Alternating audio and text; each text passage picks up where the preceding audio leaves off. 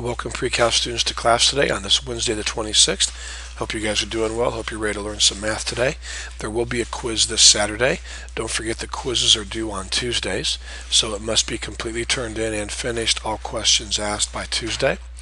Your test should be turned in today, completely finished, or you will lose 5 points, so please keep that in mind and stay on top of your integrity sheets. When you come to my house a week from this Monday, whatever is not completed, you will not be able to do later. So please stay on top of your integrity sheets. All right, let's continue on. Let's jump right into the notes today. Let's see if we can learn some math today. We're going to be looking a lot today at graphs and making observations about them. We're also going to learn how to graph a unique function called piecewise functions. Matthew, we did this last year in Algebra 2. Caleb, you might have also. I'm not sure. I want to point out that I believe this video will be shorter than usual. Let me explain why. Usually when a video is short, the homework is long, or if the video is long, I give you homework the next day. But in this case, it's just short because I don't want to get into tomorrow's topic. It's pretty tough. It's going to be word problems on functions, and I felt it'd be best if we just spent that topic or spent just one day on that topic. And so I think today will be a little easier than usual, okay? All right, go ahead and copy this down. We're going to have 3 different headings today. This is the first heading. Increasing, decreasing, and constant intervals of graphs. Lesson 1.5. The date today, if you'd like to write that down, is the 26th. The date today is the 26th. Increasing, decreasing, and constant intervals. I'd like you to go ahead and turn to page 120 and look at the figure at the bottom. In your notes, I would write this down so you know where the problem came from. That will save you time so that you won't have to copy this graph down in your notes. Okay? All right. Now what we're going to do is we're going to learn to look at graphs, and we're going to give the increasing, decreasing, and constant intervals. Now first of all, you do read the graph going from left to right just like you were reading a book. So that's pretty easy. All right. Next of all, we go ahead and we write down our 3 words. So I'm trying to see if I have increasing intervals. I'm going to see if I have decreasing intervals. And I'm going to see if I have constant intervals. Okay? Pretty easy so far, nothing earth-shattering. Continuing on. Now, whenever you're dealing with intervals of a graph, increasing, decreasing, and constant, you deal with the x values. Please don't forget that, the x values. It's almost like a number line. You're going to tell me, based on the horizontal axis here, where the graph is increasing and where it's decreasing and where it's constant. Let me show you what I mean, okay? Notice here, there's no arrow. I'm going to go ahead and put an arrow. Notice here the graph continues upward. I'm going to start here. And if you start here, like I told you, we're going from left to right. So I start to the left of the graph and I work my way going this way to the right. Now watch. If I start here, notice the graph is going downward and it stops right here. So if you were to draw, like I've taught you before, vertical lines going up and down,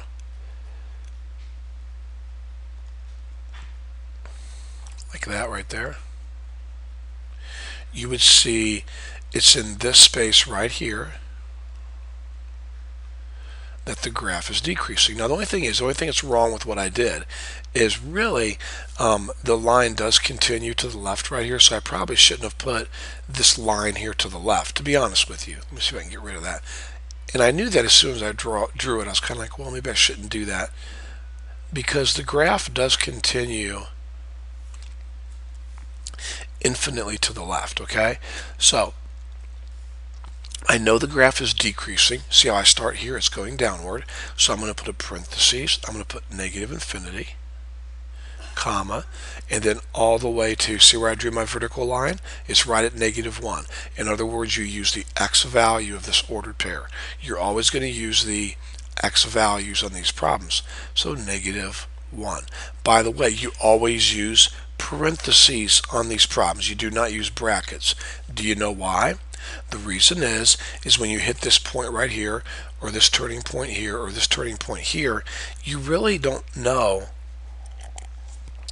if that point is part of the increasing or decreasing or constant part. It's kind of like the boundary to where it changes. So we do not include those numbers in our intervals. Okay, we've taken care of this part of the graph right here. Now let's continue on reading this from left to right. So now we're right here. Now going from left to right, we hit this turning point right here. Well, from here to here, the graph remained constant. From here to here, it didn't go up, it didn't go down. So that's a constant interval. And remember, we use the x values. So from -1 to +3, from -1 to +3, there's a 3 here, even though you can't see it, the interval is constant. It doesn't increase or decrease. Pretty simple stuff, guys. We're only doing one of these problems. And now I start here, going from left to right, still continuing across the graph. It's increasing. Do you see that? It's increasing. It's going up. So when it's going down, it's decreasing. When it levels out, it's constant. And when it goes up, it's increasing. So it's increasing. If I draw a vertical line through this point and a vertical line through this point right here, it's increasing from 3 to 5, or the x values, 3 to 5. So it's increasing from 3 to 5. And then lastly, the last part of the graph is going to be decreasing, because from this point here going downward, the graph is going downward. It's decreasing. So if I drew a vertical line right here, it's going to go through the x-axis of 5 right here, and it's going to be infinity. So it's decreasing from 5, comma, to infinity. Okay, so what we've done, we're finished now. We've simply listed out the intervals of the graph, showing where it's increasing, decreasing, and constant. The key to remember, or the keys to remember, is you're always going to use parentheses, and you read it from left to right, and you always use the x values to give you your intervals. Okay? All right, let's continue on.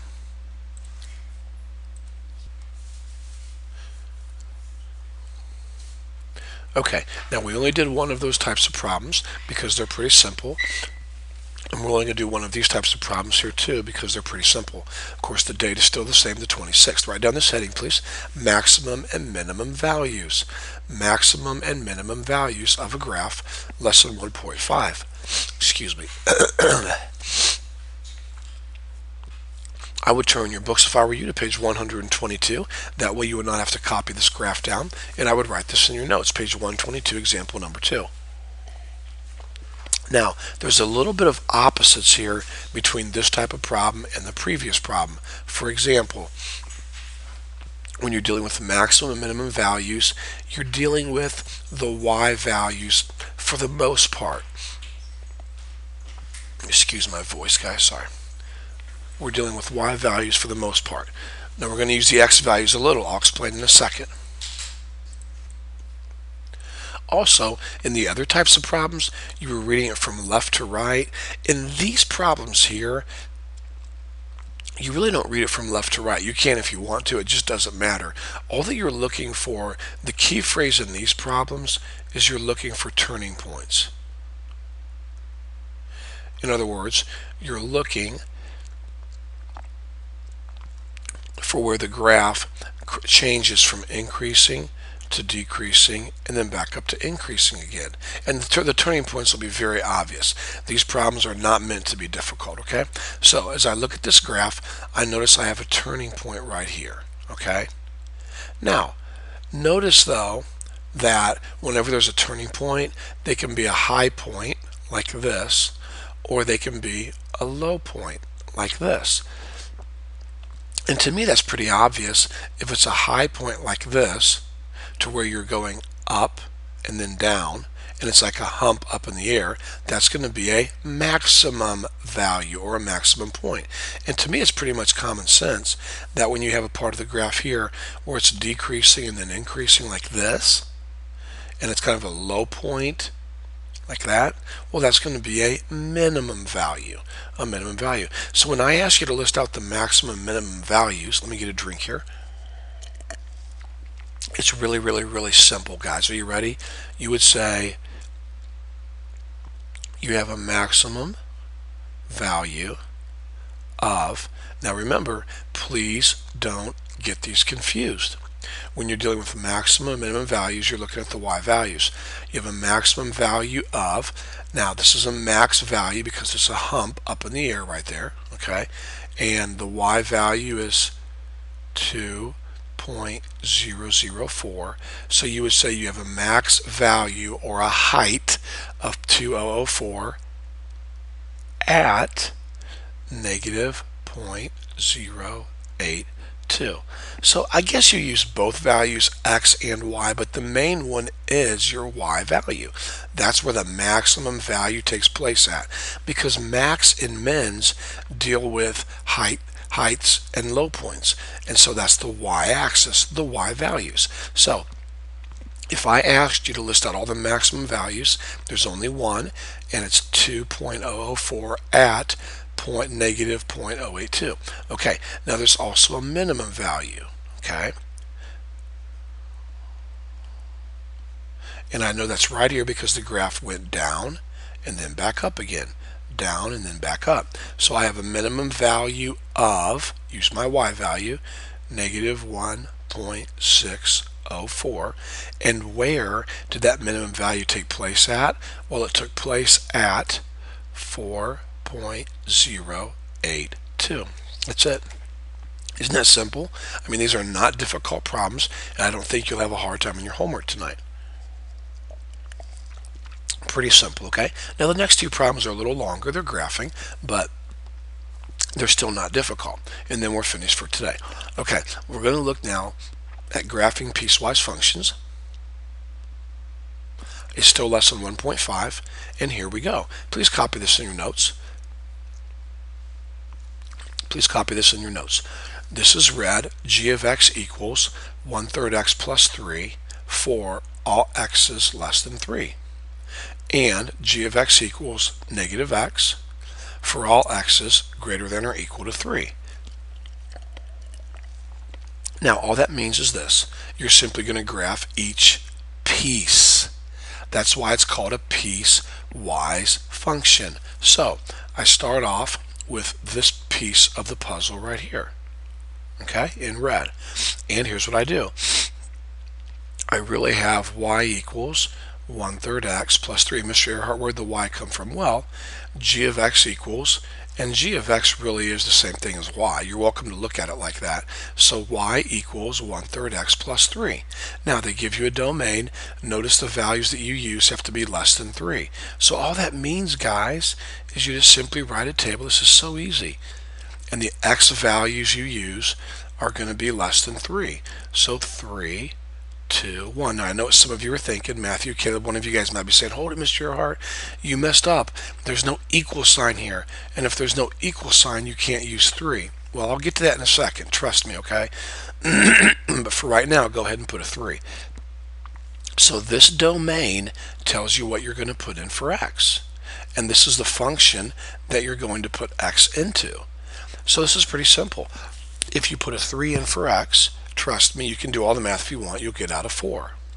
And if you put a 2 in for x, you will get out 3 2/3. And if you put a 1 in for x, you will get out 3 1/3. Now that's a little tight. It's not going to be super easy to graph, but we're okay. So I come over here, and now here's where you need to realize something. I should have circled this point right here. Remember, x is not allowed to equal 3. So when you put 3 in and you got out 4, that's going to be an open point. So when you put the point, don't go like this like you usually do. Instead, you'll want to go like this. Make it an open point, okay? And then the next point is 2, 3 2/3, and then 1, and 3 1/3. So there, I plotted these 3 points. Now, most of you students, Matthew, most of you guys are used to doing this right here. just drawing your line. Don't do that on these. Remember, it's a piece to a puzzle. It's a piecewise function. And remember, there's a domain, and the domain says x is less than 3. So whenever you draw your line, you start with the first point. See this first point right here? I'm circling it for you. You start with your first point, and you go one direction and put an arrow. You don't go both directions because there is a limit, students. Look, there is a limit, and the limit is you have to start at 3 and go less than. So there, you graph the first piece. If you're a little confused, we're going to do 2 of these, so just keep watching. Now I'm going to go ahead and switch colors here. Let's go ahead and graph the second part of the function right here. So y equals negative x. Now my domain is x. Let me get a drink here, sorry. The domain is x is greater than or equal to 3. So x is allowed to equal 3, that's fine, and we're going greater, so 4, 5. And that's it. These don't take long. So for x, I'm going to substitute 3. If I put a 3 in, there's a negative sign here. I get out negative 3. If I put a 4 in for x, there's a negative sign, so I get out negative 4. If I put a 5 here, there's a negative sign, so I get out a negative 5. So my first ordered pair is 3, negative 3. It's not an open point, it's closed, because look right here, x is greater than or equal to 3. It's allowed to equal 3. My other ordered pair is 4, negative 4, and my other ordered pair is 5, negative 5. Now remember, don't draw your line like you're used to drawing it, like this, with arrows on both ends. That's incorrect. Whatever your first point was in your table of values here, you put your pin there, and then you go the opposite direction, okay? There you go. You did it. That's it. You graphed a piecewise function. There's 2 pieces to it. Okay? Now, sometimes your pieces will intersect. Sometimes they won't. Okay? All of that's fine. You're just graphing each piece, and that's all that you have to do. All right? Let's try one more, and then we're done with the video for today. All right? Well, first of all, let's start off. I know you're copying this down, but you know me. I go fast. You can always pause the video, okay? Okay, let's start with our first piece. So I have y equals 4, and the domain is x is less than or equal to negative 2. Now hold it right there. I know you're saying, Mr. Earhart, you told us to substitute values in. Back here, we did a table of values. Yes, you're right. But every single one of these had a y and a x. You had y equals 1/3 x. You had y equals negative x. This one, you just have y equals 4. Now, I've taught you guys that's going to be a horizontal line going through 4 on the y-axis. That should ring a bell. Remember, when you have just a y value, the linear graph is going to be horizontal. When you have just an x value, the graph is going to be a vertical line going through 4, whatever the number is. So that you should be okay with that. Now, the problem is the horizontal line right here does not continue on and on and on. It does not do that, okay? And let me show you why. Watch this carefully. There's a domain right here. This horizontal line only exists for x less than negative 2. So here's negative 2 on the x-axis, and it's equal to. So the horizontal line starts here, right? X is less than negative 2, and it goes this way. And it is a closed point because its x is less than or equal to negative 2. So you do not graph this part of the horizontal line. I hope that made sense, okay? It's y equals 4, so we know it's going to be a horizontal line, but you only want the part of it that's x is less than or equal to negative 2, okay? Watch that, back it up and watch it again if you need to. Let that sink in, okay? Now let's look at the next part of the function right here. Okay, now we have y equals x plus 1. Now we're going to do a table of values, and if you'll look at your domain, they want us to stay between negative 2 and 3, and it's going to be non-inclusive, not including the 2 and not including the 3. So I'm going to put -2, -1, 0, 1, 2, 3. Now you probably didn't need to put all of those points, so if you don't want to, that's fine. I'm just putting them all so I can do a very thorough job. But the what I want you to catch is your x values are starting at -2 and running to 3. Now, do you know why I'm circling those points? Because they're non-inclusive. There's no equal sign here. There's no equal sign here. So I'm scared, I'm worried that I'm going to forget to make those points open points.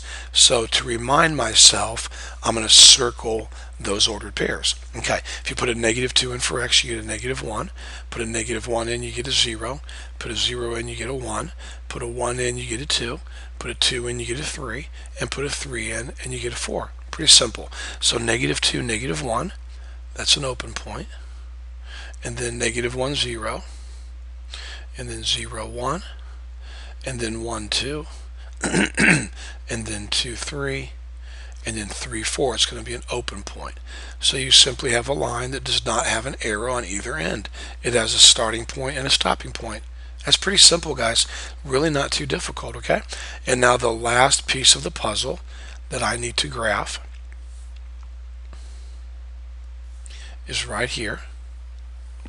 And it's y equals -x for x is greater than or equal to 3. So my table of values, I'm going to start at 3 and go greater than. And it is inclusive to 3, so I'm not going to circle this point. Okay, it's going to be a regular point. And now here we go. Put a 3 in for x, you get out a -3. Put a 4 in for x, you get out a -4 because this negative sign right here. Put a 5 in for x, you get a -5. So we're at 3, -3, 4, -4, 5, -5. There we go. And we did it. They're not that hard, guys. You just graph each piece of the function, and that's why they're called piecewise functions, okay? There's different pieces to them. Okay, not too difficult. I told you the video I thought was pretty short today. Maybe not as short as I thought it was going to be, but the math is definitely easy. And I usually would have covered another topic, but we're not going to do that.